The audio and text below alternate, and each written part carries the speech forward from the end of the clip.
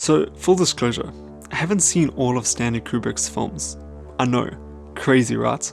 A YouTube movie channel that hasn't seen all of Stanley Kubrick's films? Ridiculous. I've been trying to catch up on classic films that have been on my watch list for a while now, and Full Metal Jacket was one of them. I've always admired Stanley Kubrick as a filmmaker. The way he is able to depict a truly human experience in these different settings is remarkable. Now, I'll be honest, I didn't quite get 2001: A Space Odyssey when I first watched it, but years later I realized its significance, not only in cinema but in our progression as mankind.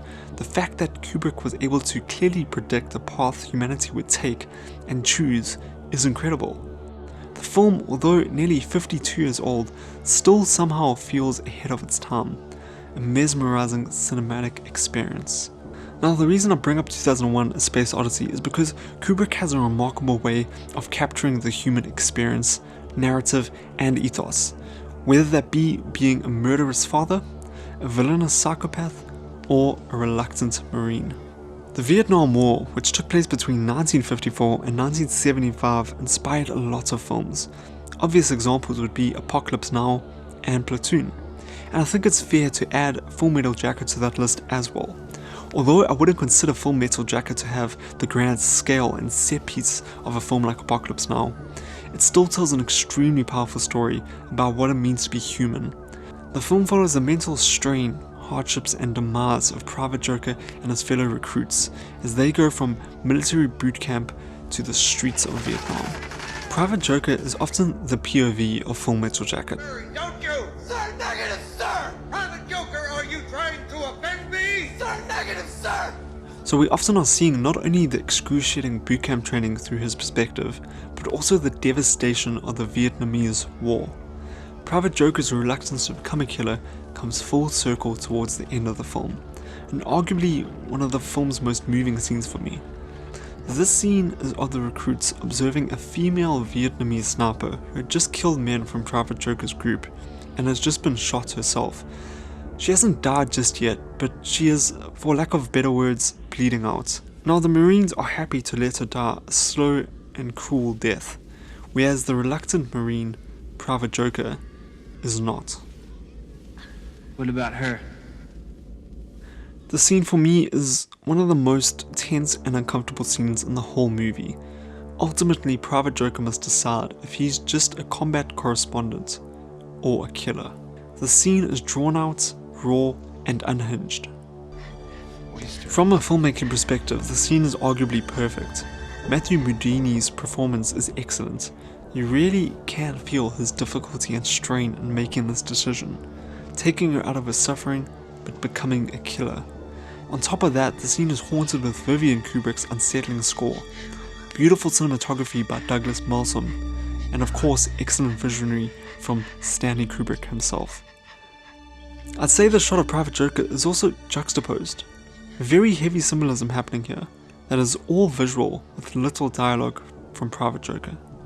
We see on his helmet the words "Born to Kill," which is juxtaposed with the symbol of peace badge on his torso.